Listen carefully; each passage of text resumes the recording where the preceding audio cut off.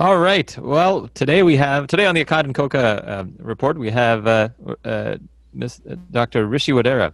Rishi is a cardiology fellow at Brigham and Women's Hospital.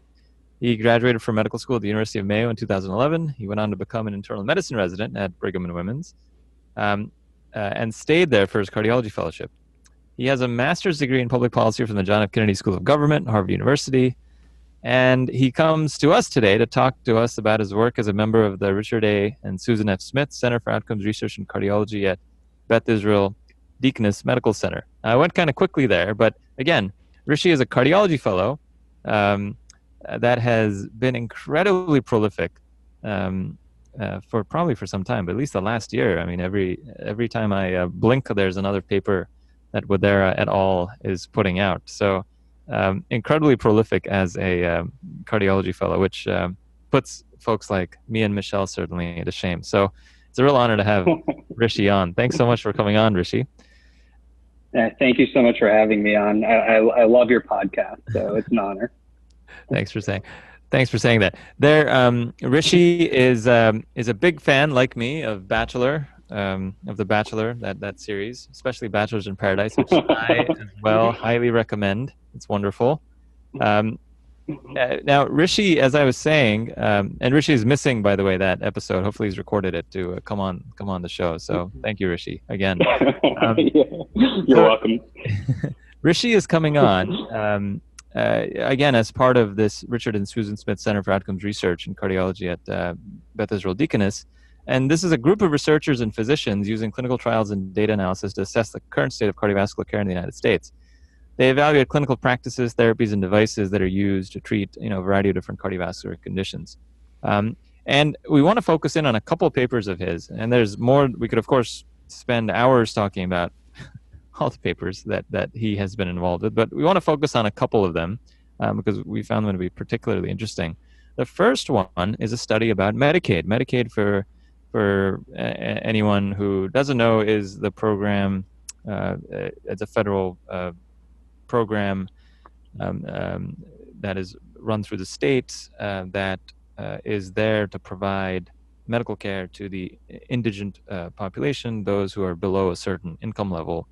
And as part of the Affordable Care Act, there was Medicaid was there's the option for states to expand Medicaid. And some states expanded Medicaid, other states didn't. The reasons are probably mostly political and whatnot. But this provided a place for folks to do some type of arrive at some type of conclusions, or try to arrive at some type of conclusions about what impact expanding insurance has or does not. Now, it seems to be relatively obvious to some folks, or to a lot of folks, that, of course, if you expand insurance, that's a good thing. Well, folks like Rishi wanted to actually take a look at that. And so, Rishi, tell us a little bit about the Medicaid study that you did and what you were trying to learn from doing the study.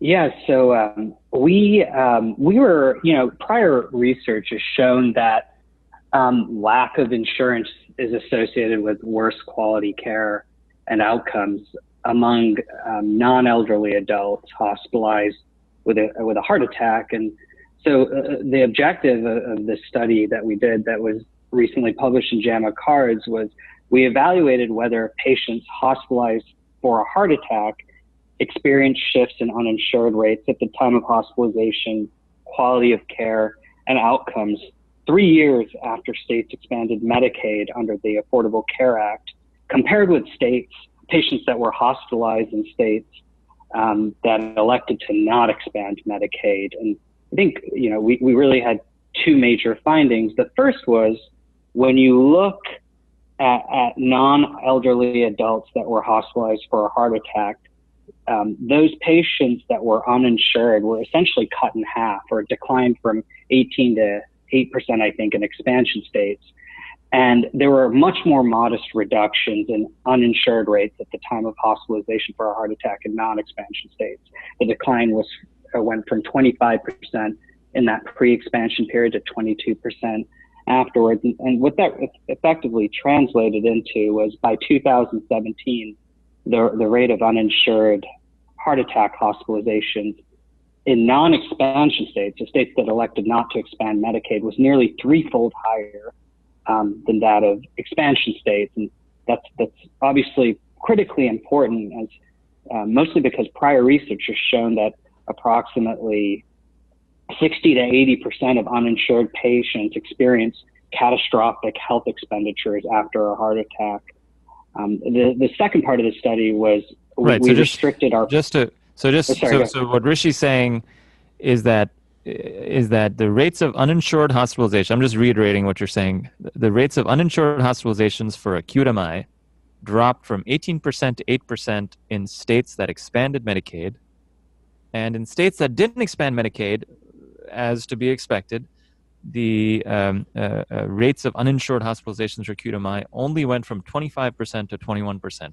So at the end of the day, there are 21% of folks in non-expansion states were uninsured and were admitted to hospitals for an MI versus 8% in expansion states. So this is that threefold difference. And just to be clear, would that be presumably that's because in the non-expansion states, the choice for affordable or more affordable insurance was limited, and therefore people chose to take the penalty instead, or take a chance, or what's the sense on that?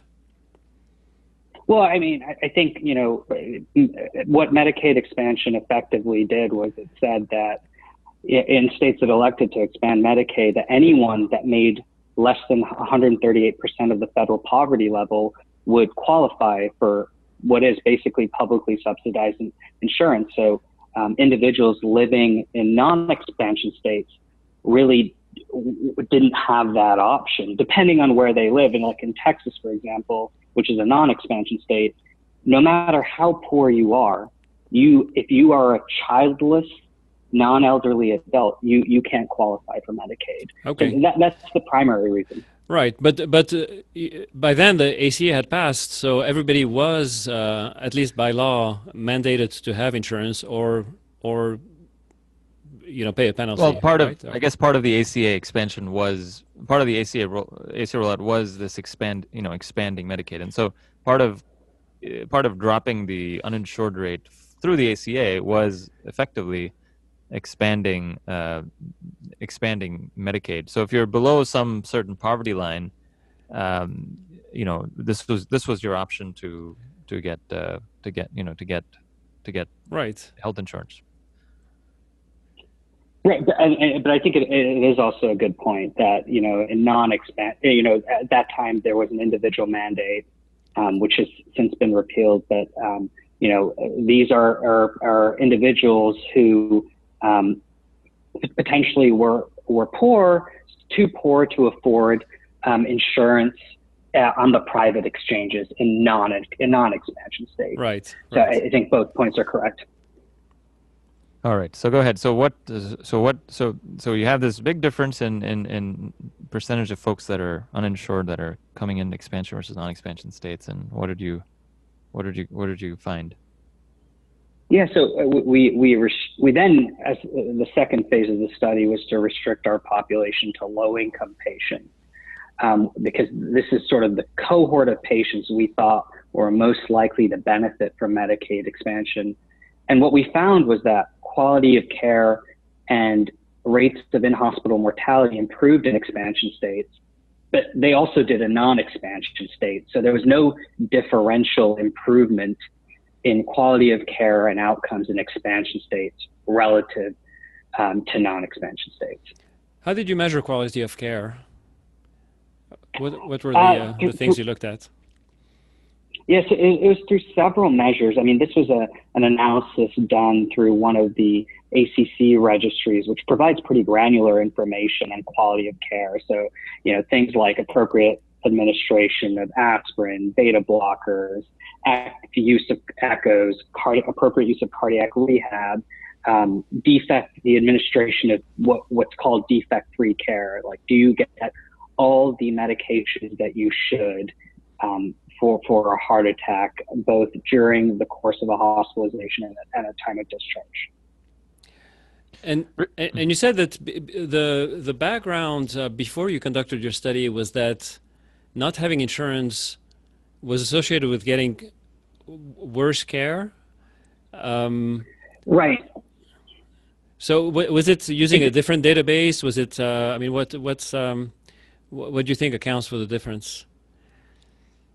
Well, one potential explanation is just that a lot of the studies that have shown disparities in care quality and outcomes for uninsured patients that have a heart attack are older studies, and there's been greater recognition of these disparities over time, and so it's possible that care quality through especially through national quality improvement initiatives that hospitals participate in has just improved over time. And so hospital care for urgent conditions like a heart attack may be less sensitive to insurance than has been recognized in the past.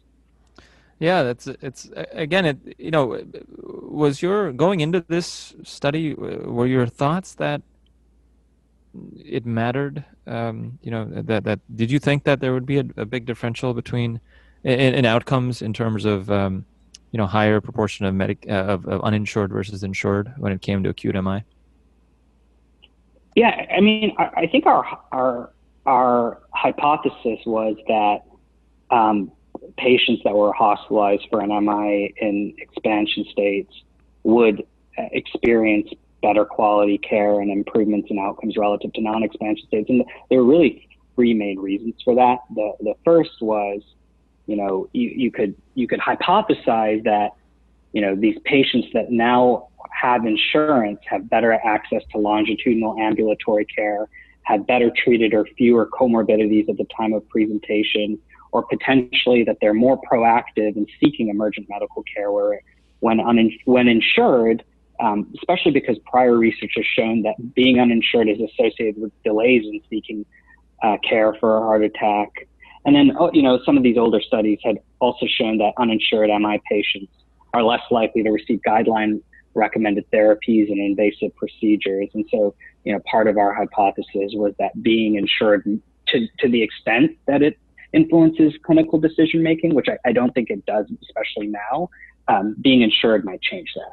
What do you think, Michelle? What are your thoughts hearing about this? Would you have assumed that there would have been a difference? And this is now in hospital mortality, right, Rishi? You guys didn't look at like 30-day outcomes or longer outcomes than that, correct? Yeah, and that's correct. Ideally, that is post-discharge mortality within that vulnerable post-discharge period would have been the period we would have looked at, because that's really where you would expect insurance to exert its most beneficial effects. But that wasn't an outcome that was available to us. I see. So what you showed was that mortality in hospital was the same, and the kinds of therapies that they received were also similar. I'm not completely surprised from my experience, and I worked in a hospital that was serving a private hospital that was serving, it's not an inner city hospital, but it's a hospital that served, a fairly low income population. At some point, it's hard to change your processes. I mean, in the acute setting based on the kind of insurance that somebody holds, right? You're not going to say, well, you don't have insurance, you're not going to get an aspirin or a beta blocker or whatnot. And with the EMTALA regulation, right, all hospitals are compelled to admit those patients and so forth. Yeah, and so that's why there's this constant roar of that from certain corners that suggests that people are dying left and right because they don't have insurance in the United States, which I'm not trying to minimize the impact of not having health insurance, but it has seemed to me forever, just from sitting in hospitals for the last God knows now how many years, that when a patient comes to the door sick, you can't differentiate the person in the intensive care unit who doesn't have health insurance versus they do have health insurance. So while certainly there's a lot that goes along with the group of folks that don't have health insurance that results in that, I can entirely believe, and I would disbelieve a study that said different. meaning those folks are going to have poor outcomes for a variety of different reasons. The idea that we treat those patients differently once they need acute care in the hospital, whether it be a trauma, whether it be a pneumonia, whether it be an MI, is totally far-fetched to me. So, you know, I mean, so I certainly wouldn't have expected to see. But I mean, to be fair to the ones who are promoting the expansion of insurance, we don't know, or do we, Rishi, about people who actually don't make it to the hospital, who may have dropped dead because they've had chest pain, they've delayed going to the emergency room. Is there any data on that? No, so that's a really good point, and you know, the two major limitations of the study are exactly what you point out. One is that, you know, we don't know who doesn't make it to the ER, right? And that's an important limitation, and we don't know if that changed differentially pre and post expansion and expansion versus non-expansion states. And the second limitation, again, like we alluded to earlier, is that we have, I mean, at least in this analysis, we don't know how patients did 30 days out after discharge. And I would argue that, you know, I agree. I wasn't surprised to see, you know, a dramatic change in in-hospital mortality, but you do wonder when patients are discharged from a hospital and need to go to a pharmacy and pick up medication and then need close outpatient follow-up or potentially need things like cardiac rehabilitation. You would think that being insured makes all of those processes easier and more affordable. And so I think that's a potential avenue for future research. Yeah, no, absolutely. It's not, I mean, no one is possibly. I want to add one more thing, is that if you had discovered that there was a difference in the therapies being provided, you know, if the folks without insurance had fewer invasive procedures and whatnot, that also would be hard. It'd be hard to draw a conclusion about in regards to whether that was appropriate or not appropriate. Because if you have somebody who's not insured, you may be you may think as a doctor that it's in the best interest of the patient to try to manage the situation medically, right, and not saddle the patient with a huge bill, or not commit them to treatment with expensive medications that they may have if they had undergone a. I mean, I don't know, but I think it's at least conceivable, right, that providing different kinds of therapies for people based on their insurance might also be part of trying to do good medicine under difficult circumstances. Yeah, and I totally agree with that. I mean, we actually looked at rates of diagnostic coronary angiography, primary PCI for STEMI and NSTEMI, and most of those things were similar between expansion and non-expansion states. But there is an element of clinical nuance to this, right? If someone comes in with a sort of low-grade NSTEMI and you know that they're poor, they're uninsured, and potentially they're not going to be compliant with DAP, you might say, I'm going to try to medically manage you because I don't want to send you out of here with a fresh stent, knowing that you don't have access to aspirin and Plavix, and the downstream sequelae of that might be more severe than what you originally came in with. Yeah. But that doesn't, and that does happen. But that doesn't generally seem to happen. We seem to throw the kitchen sink and treat everyone generally the same. Not that we don't do some of what you're talking about in terms of deciding maybe somebody should get a bare metal stent because we don't think they're going to be compliant with Plavix for a year, and they don't have the ability to afford it and stuff. But in general, it seems like the treatment of the angiogram, the treatment of the clinical scenario seems to be independent of the patient's ability to pay, which to the casual lay, usually for some reason British medical person who has an incredible amount of opinion about the system. I mean, no, this is news to them, and to them, we're these anyway, whatever. Right, but raging capitalists that are running around, not giving care. No soup for you, Oliver. This is very good. This is tremendous, and I want this to be publicized in the British in the British press. BBC should do some studies on learn more about our U.S. healthcare system and know that, hey, look, we do not generally give different care to folks, insurance or not, when they show up at our door. There's one more aspect that I think we need to talk about. Is that I mean, I don't know how frequently, but a fair number, if that I recall, of patients who come in uninsured but are potentially eligible for Medicaid or whatnot.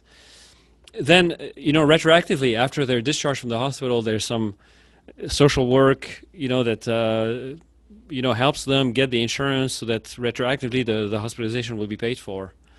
Was that taken into account, or does that apply to your study, Rishi? So I think the way we classified patients as uninsured or insured was based on their insurance status at the time of hospitalization. But I totally agree with your point. Like even in Massachusetts, there are patients that come into a hospital uninsured who leave the hospital insured due to programs like our state Medicaid programs that ensure that these patients are enrolled at time of hospitalization. I can't resist one last dig. Please. We're frequently told that that the reason hospital prices are so high, the reason that a Tylenol must cost $250 is because there's this mass of uninsured people that are coming to the hospital doors, and EMTALA, which is the law that says you cannot turn anyone away, compels hospitals to take care of these folks, and that care is something that has to be written off, and so that care is therefore borne by those who have insurance, and that's why Tylenol costs $250. So Rishi, are you aware of any hospitals that lowered their premiums and lowered their prices of Tylenol or stents because they were seeing fewer uninsured patients during this time frame? No, I'm not. And I think the issue of, it's a good question. I think, the issue of hospital prices or how hospitals negotiate how much they're reimbursed by insurers basically to care for patients has much more to do with, a lot of things that have gotten a lot of press recently, like hospital consolidation. A good example of that is, sort of Brigham and the Women's Hospital and Massachusetts General Hospital being under this umbrella of Partners Healthcare. That sort of strengthens their ability to negotiate higher reimbursement prices from insurers. And I think that's sort of a separate issue than this question of how many uninsured patients do you serve. We'll have to bring you back to talk about the value of the value-based care that is now able to be given with consolidated health systems. But all right, let's move on to our next topic. And this paper generated a tremendous amount of buzz, certainly on Twitter, and it wasn't so much because of the paper you wrote, but it was because of the accompanying editorial. So we're going to spend some time on that accompanying editorial too. But this particular paper that Rishi wrote was looked at outpatient center. It focused on outpatient on the outpatient cardiac catheterizations that were being done, outpatient coronary angiograms that were being done, and what interventions were being done, and why at least cardiologists were saying that these interventions had to be done. So there was the notion that outpatient centers may be misclassifying patients with stable angina as having unstable angina so that they could get inappropriate percutaneous coronary intervention. So I'll just give a little bit of background, and then so after the release, there's what's called the appropriate use criteria that have proliferated for some years now. I think in 2009 was when this all started. And essentially your study looked at the proportion of outpatient PCIs labeled as being done for an acute coronary syndrome or what's called it's what we can think of as unstable angina, I guess. And you looked at 3 different states, and in the 3 states that were studied, New York, Michigan, and Florida, the rates of interventions, stents placed in the coronary arteries, being done for an acute coronary syndrome went from 0.6% in 2010 to 8.3% in 2014. This was in New York. This is a massive rise, right? Michigan, it went from 2.4% to 6.5%. Florida, 2.4% to 3.8%. The increases were mostly driven by outpatient PCIs that were being coded for unstable angina. So the large increase in these interventions, the labeling seemed to change. So Rishi, what were your thoughts on? Well, first, why did you do this study? Can you tell us what your prior was and what you were seeing on the ground clinically that made you think this would be an interesting thing to study? Yeah, I mean, first of all, there's prior literature suggested that about 1 in 6 non-acute PCIs are inappropriate. So like you alluded to, the ACC and other organizations in 2009 released the appropriate use criteria. And the objective of that was really to help physicians improve patient selection for PCI and to address these concerns about overuse. And so there was a JAMA paper that was published that showed that after the appropriate use criteria, PCIs performed for acute indications, basically from 2009 to 2014, didn't change, but the volume of non-acute PCIs decreased. And then the proportion of those non-acute PCIs that were considered inappropriate declined from 25 to 12%. And so I think, people sort of said this is a policy success. We've reduced inappropriate non-acute PCIs, but in that same study, those authors acknowledged that that reductions in inappropriate PCIs may in fact reflect changes in documentation or even intentional upcoding. And one of the interesting findings that they showed was that despite this reduction in non-acute PCIs, there were increases in the numbers and proportions of patients that were reported to have, CCS grade 3 and 4 angina, even though their subsequent coronary angiograms, there was minimal change in the extent of coronary disease in these patients over time. And so we thought one way to evaluate how coding practices changed in response to the appropriate use criteria would be to examine trends in indications for PCIs performed in the outpatient setting since the implementation of the appropriate use criteria. And what we expected really was we wouldn't really see large shifts in the rate at which acute PCIs were being performed in that setting. I see. So of course, you found that a large shift did occur, correct, in how folks were coding this. What are some possible rationales for how? I mean, obviously the patients didn't suddenly change from 1 year to the next, or in this 3-year or 4-year time frame. So, what happened? Well, I mean, I think there are several potential explanations, and unfortunately, when this article came out, I think there was so much hysteria and uproar generated because of the article and the editorial that it sort of didn't allow for a more interesting, nuanced conversation about the findings. And I think the first thing to consider is maybe physicians' perception of what unstable angina is has just changed over time, and that sort of classic perception of unstable angina being plaque rupture, but you just haven't leaked biomarkers yet, and it's an acute syndrome, has shifted over to maybe a less severe, to what we think of as a less severe presentation, like someone who's had stable angina, but maybe had 2, random episodes of chest pain that weren't related to exertion a day ago. So maybe our perceptions just changed. The second is that maybe physicians are upcoding patients who have stable chest pain as having unstable chest pain because they feel pressure to do so because of the appropriate use criteria. But I think what gets lost in that message is I personally don't think that reflects something that's nefarious or profit-seeking. Maybe it's just that physicians are doing what they really think is best for the patient or in the best interest of the patient.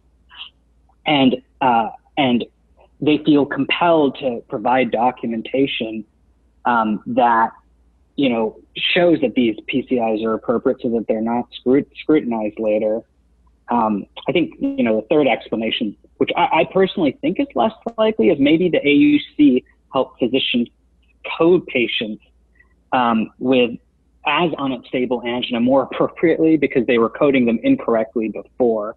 But I think given the fact that data from the NCDR registry has shown that 40% of PCIs, at least in that registry, are performed for unstable angina. And I think that makes that explanation a little harder to believe. And I think the final potential explanation, which we talked about sort of amongst our group, but maybe this just reflects a shift in performing more PCIs for acute indications from the inpatient to outpatient setting, which we know has happened to some extent.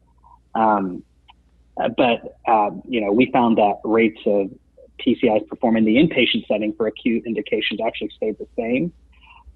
So again, I'm not sure if that's the reason. I suspect it's, all of these things combined that might explain this pretty dramatic uprise.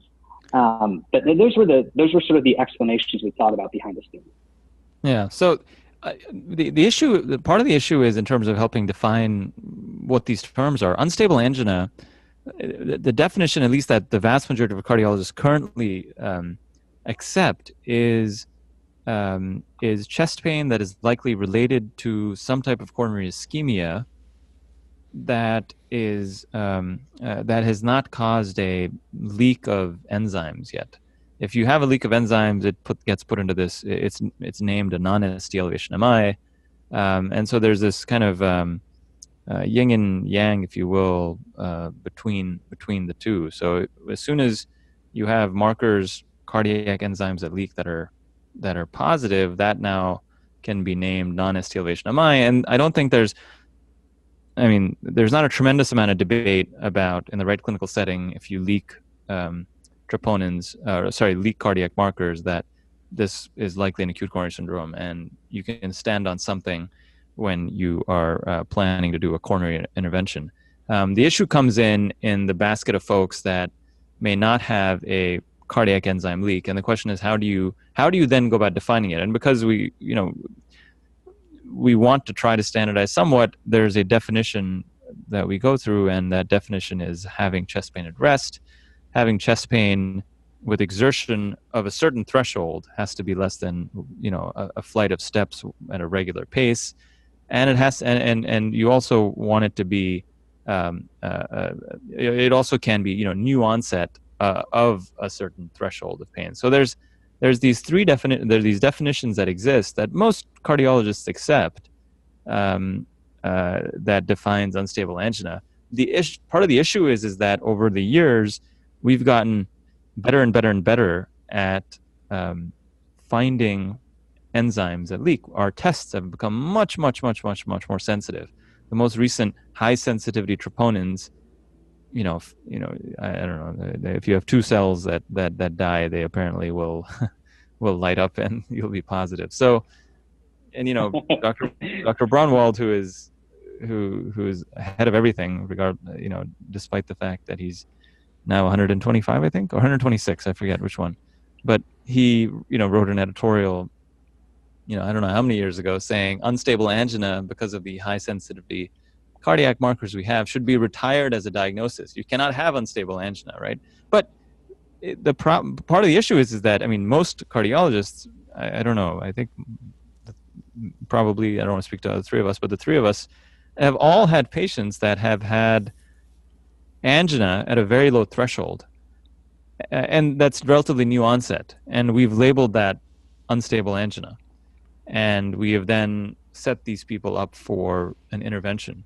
Now, because they're not having rest chest pain, because they're in the group of folks that are having accelerating angina, meaning last week they were able to walk 5 miles, and today suddenly, when they walk from their bedroom to their front door, or once the dog starts barking at them, or once their wife starts yelling at them about something, they suddenly start getting crushing chest pain.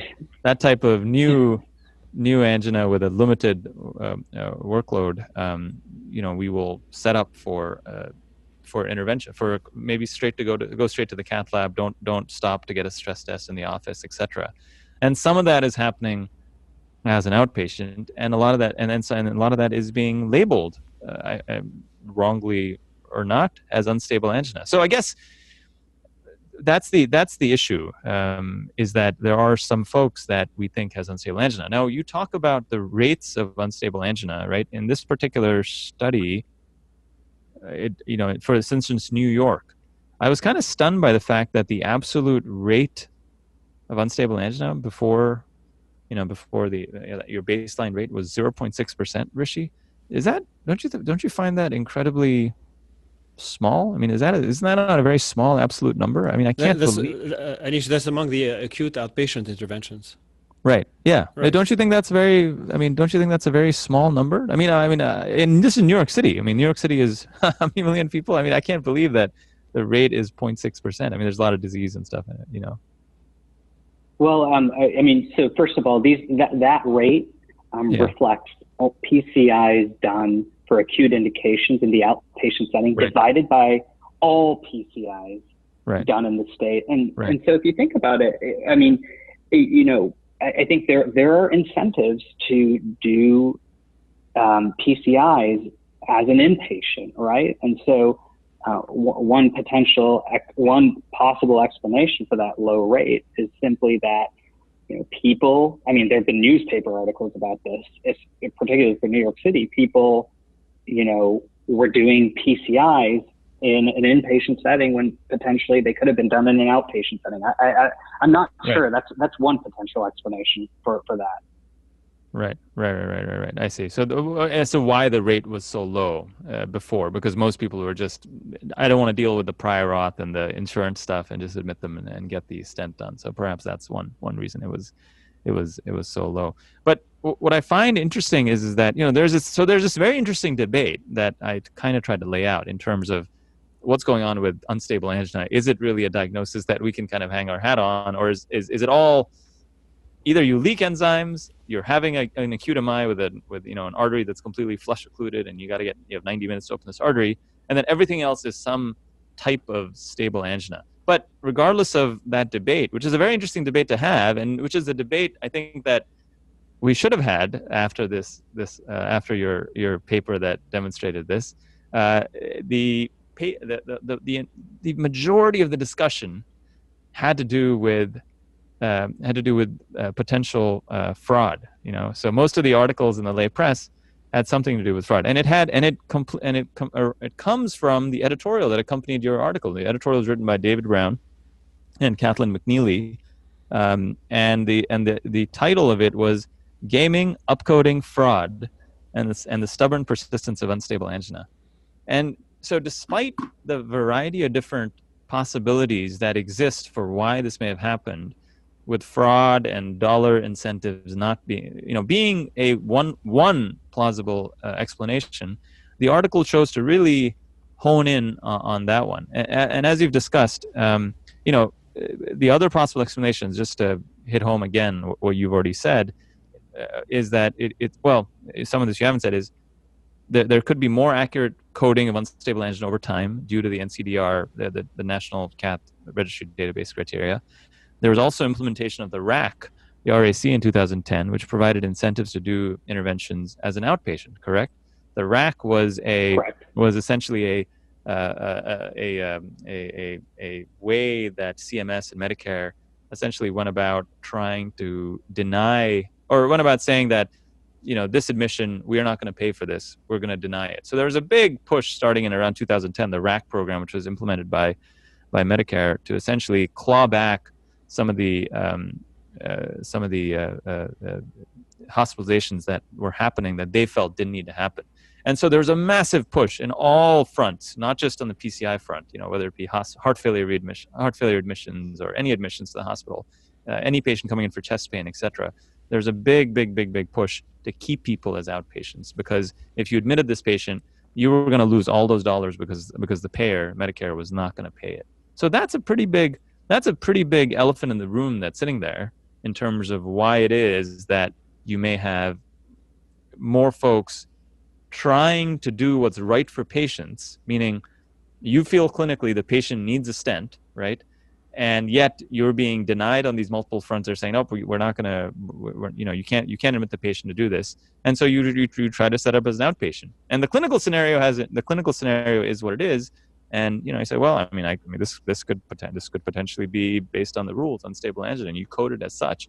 So that's what we see all the time happening clinically on the ground. Doctors trying to come up with workarounds to stupid policies that come from,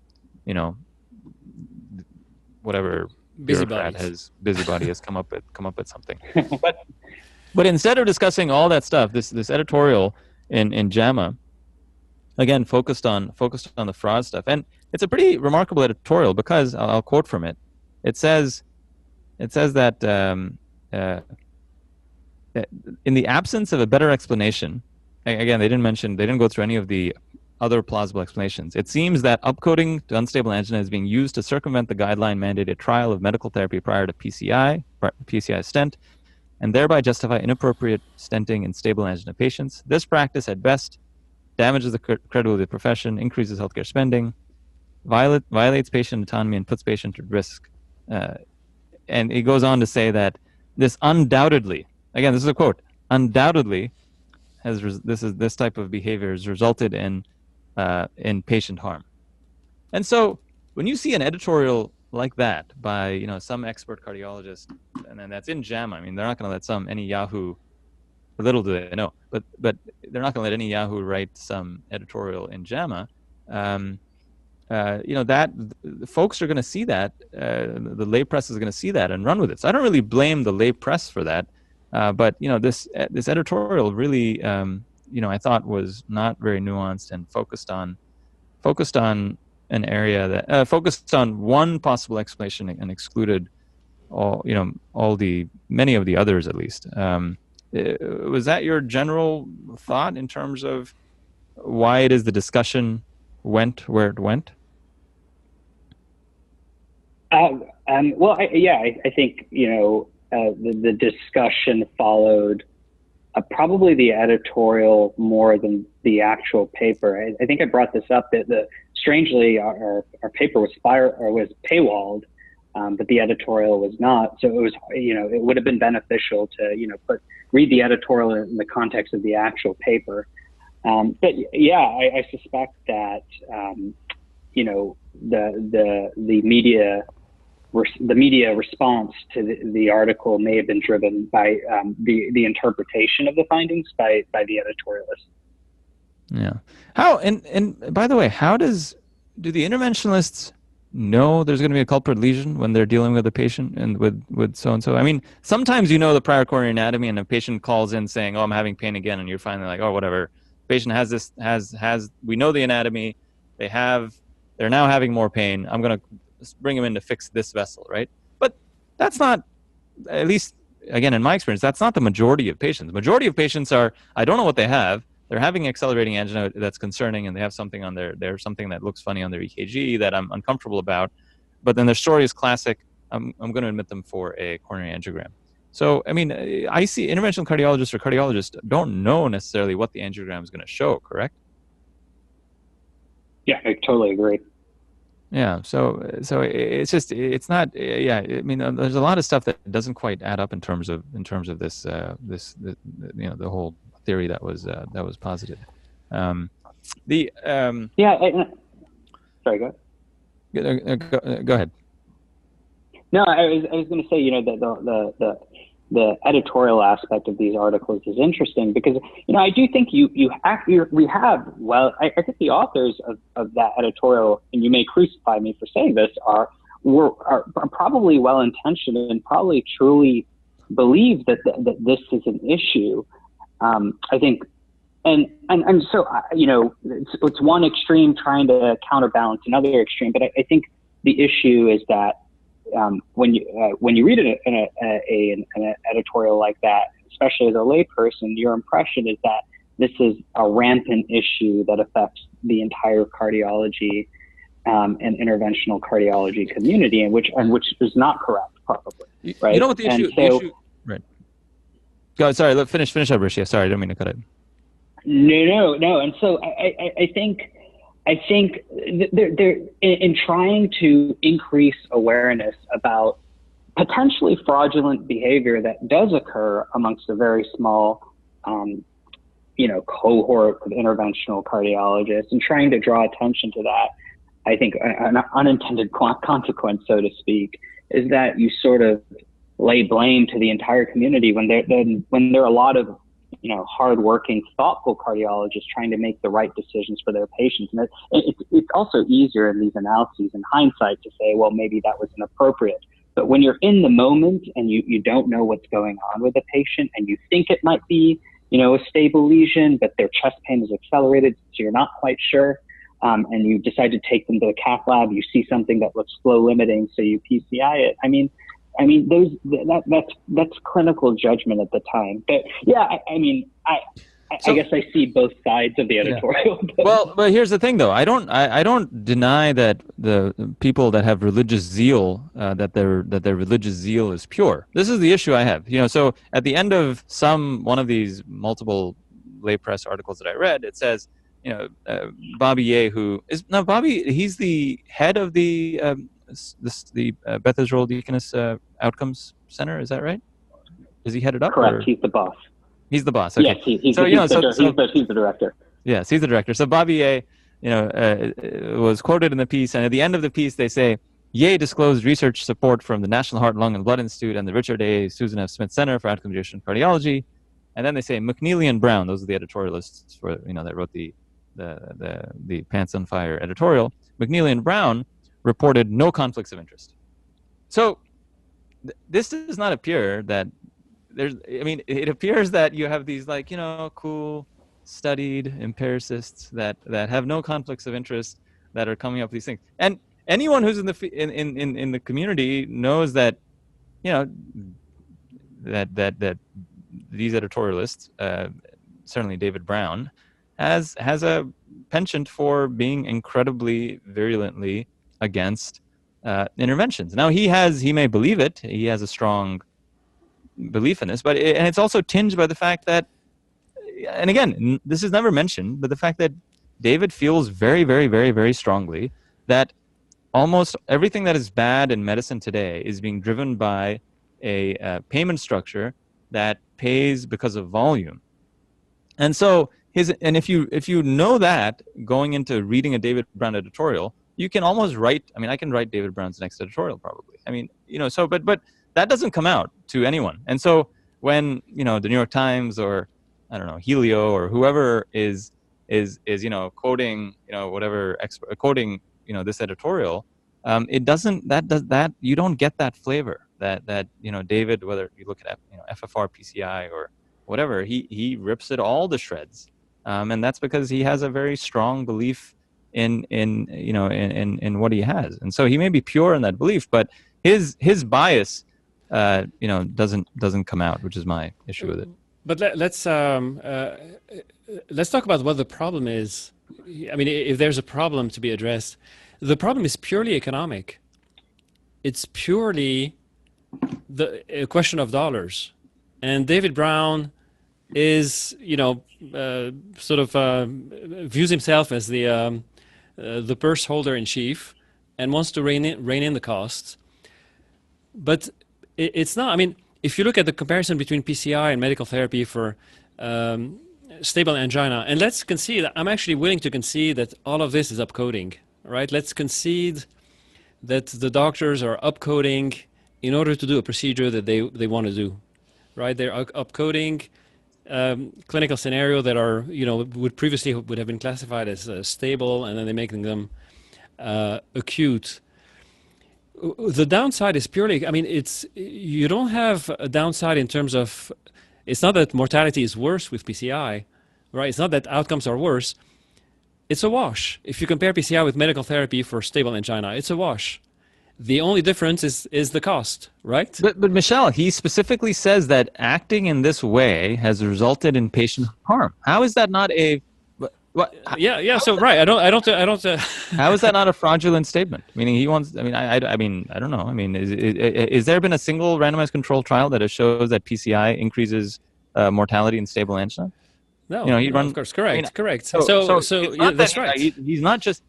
Look, we all get that PCI in this setting may very well be a wash. Meaning, look, even if you have unstable angina and you're troponin negative, we all understand that the data suggests that troponin negative unstable angina has a much better outcome than troponin positive unstable angina, right? Yeah, And so it's a wash, but the fact that it's a wash doesn't mean that it shouldn't be used. Right, I mean, that's right, my point, exactly right? So exactly it's a wash, right. but it doesn't mean that it shouldn't be used. It doesn't mean that it's inappropriate. Well, he would say it's inappropriate. Yes, yes, but he has no grounds to say that for saying that it's inappropriate. It's just because he just he's the central planner in chief, and he wants to take it upon himself to decide where the money is going to be spent. And so that's where we need to call him out. I think we should realize that it's or admit that it's upcoding. Now the problem is that he is correct. By Medicare rules, it's going to be a fraud. I mean, we had a whole episode on a cardiologist who now who might be serving 20 or 30 years in jail for putting down on what his opinion was, and then being it being deemed that his opinion was not what he was meant to say, or he should have meant to be saying. The same thing here. If you have a cardiologist saying that the situation is unstable, when in fact a panel of David Brown expert witnesses would say no, these patients are all stable, then the cardiologist is going to be liable for committing Medicare fraud, and that's very, very serious. And David Brown is endangering many cardiologists who are actually trying to do the right thing, or who may be trying to do the right thing. I don't know. Some may be motivated by greed. I don't know, but there's no way to tell from the numbers whether they're motivated by greed or whether they think that it's the right thing to do for the patient. And most patients don't complain. I mean, you have the majority of patients who've received a stent. Many of them, for rightly or wrongly, are perfectly happy with their stents. Right. And so Rishi, you're one of the select few group of people that are sit with hands on tons and tons of data, and you've done a lot of work on this, and you're also buried in clinical work as a fellow, I'm sure. So tell me, what do you think the scope of overuse is? From your view, it's a very subjective, of course, and how do you, where you are, at the Outcome Center with Bobby A as boss, how do you see us making some type of sane way out of this? Well, I think this mantra of overuse and underuse really sort of originates from the original Dartmouth Health Institute studies, which showed that Medicare spending and procedure use varied considerably across the United States. And now, more, and the reason that wasn't important at the time, it was because of our, policymakers' interests in curbing healthcare costs.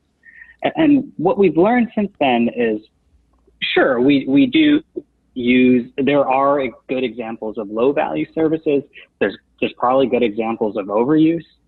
We also know that underuse occurs too. And so I think defining overuse, underuse, high value and low value services, while there are discrete examples that fall into each one of those buckets, can be very difficult. And I always say this, like, in the moment, what seems appropriate, feels appropriate, and feels like you're doing the right thing for the patient may, 3 months down the road, when someone like me is looking at a research data set, in hindsight, not be appropriate. And so there are all these tensions between defining overuse, underuse, that make it very difficult to tease out, exactly which is what. Are you saying it's impossible? I'm not saying it's impossible. Like, I mean, you might argue that someone that comes in with clear viral symptoms and then gets an antibiotic for clear viral symptoms, that's a great sort of discrete example of delivering a low value service. Yeah, but you only know that, right? But Rishi, you only know that if you're right there and then, tagging along with the doctor and the patient to be able to make the determination. You cannot make it from a database or from from an aggregated study. Or Yeah, I mean, it's harder to. all you can say, well, there seems to be overuse, fine, but which antibiotic are you going to withhold, right? And who are you going to? Maybe the key, Michelle, is the number of standard deviations away from the mean you are. I mean, if you're like 7 standard deviations away from in terms of number of people with chest pain you see that end up with a stent, I mean, is that you can't That's no, I totally agree Yeah, with that point. Like at least in terms of big data, yeah. we're not in front of a patient, right? We can't. That's really the only that's moment in right. which you can tell something's appropriate or inappropriate. But when you're using big data, you really are looking for dramatic variation, Right. Yeah. or standard deviations above the mean. Which means that this is a problem. It's a problem for third-party payers. It's a problem for the government, for the insurance companies, and they're making it a problem for the doctors. When in fact it's their problem. They've made a promise to pay for healthcare. They are unable. They're incapable. It's impossible. It's metaphysically impossible to define appropriateness under those conditions. But they're gonna, find a culprit, and the culprit is gonna be the doctor. And I'm I not don't know, saying that there Michelle. aren't doctors who are taking advantage of the situation, Yeah, that's the thing. but it's We all right. know them. So we Right. all locally know where this lies. But we have trouble. So it seems Yeah, like. and so but the problem is you have the ACC playing their game, right? You have Right. the ACC putting out Yeah. appropriate use criteria. They're really Yeah. playing into the game, and they're going to hurt a lot of cardiologists, and eventually they will hurt patients. Yeah. Yeah. Doing So it's that, right. because So that whole line of reasoning yeah. is So it's much incoherent. harder than the Dartmouth guys have at least made it seem early on. I don't know what they're saying now. Whoever's left in that group there. But all right, last bit. I'm sorry, we're running a little bit over. But me and Michelle frequently rail against um, folks that crunch numbers, in large part because I've come to some type of sense in the last couple of years. Michelle has, arrived at his enlightenment much earlier than me because he's a lot older than me. But, but, we kind of tend to dismiss a lot of the folks that generate a lot of the research because we find that it doesn't agree with our prior. And the prior for the folks that are generating the research is not based on being a clinician at the bedside. But interestingly, I think your group specifically seems to be pushing back from a very other interesting perspective, not from where me and Michelle sit. Me and Michelle don't have the abilities you folks have, but whether it be you or or some of the other folks that are in the HRRP hospital readmission readmission reduction program, Uncor, who's now a fellow in University of Texas Southwestern, I think. You guys as clinicians are essentially pushing back against some of the policy folks, and you're kind of using their own game to beat them. Is that somewhat of a fair characterization? I mean, of what seems to be happening? Yeah, and I think at the Smith Center, I mean, we really believe that research should be informed by or grounded in the realities of clinical practice. And so, if you look at like the HRP, for example, the most fascinating part of this debate, at least from our group's perspective, has been the loudest and most opinionated voices are the individuals who have never practiced clinically or barely practiced clinically. I call them And database doctors. The database doctors. yeah, and so I think that what's frustrating, I think, for someone like me is to see, a policymaker make some assertion or a pure researcher make an assertion. And then, we've come back and said, well, actually the evidence says otherwise, and is sort of consistent with concerns expressed by frontline clinicians. And for that to just be dismissed. And I think, I know our group at the Smith Center really believes in, at least that there's an urgent need for bottom-up policymaking if we really aim to improve care for our patients. and who would be better suited to inform us on how to actually improve care for patients than actual physicians and patients. And this current top-down approach to policymaking, I think, is a huge problem. So, Michelle, would Hayek approve of this? Approve of what? Approve of bottom-up policy making? Population health research? I mean, this is a very different form of bottom-up, right? You have the clinicians doing the research. Right, but what they're doing, I mean, you're absolutely right, Anish, to sing the praises of Rishi and his colleagues. But I think really what they're doing, they're pushing back, and that's very needed. They're really pushing back against the top-down database doctors' mandates and policies. I don't know that you will. I find it hard to conceive of bottom-up policy making. That's I don't know, but maybe we can bring Rishi back when he comes up with that sort of when that idea comes to fruition. But certainly, it's got to be better than what we have right now. Absolutely. Rishi, thank you so much for tolerating us. I hope you've DVR'd The Bachelor. It was a pleasure. I hope you enjoy the next episode. I surely will. We have to get Michelle to watch it too. That's great. Thank you for having me on. Really appreciate it. Thanks. Alrighty. Take care. Thanks. Bye.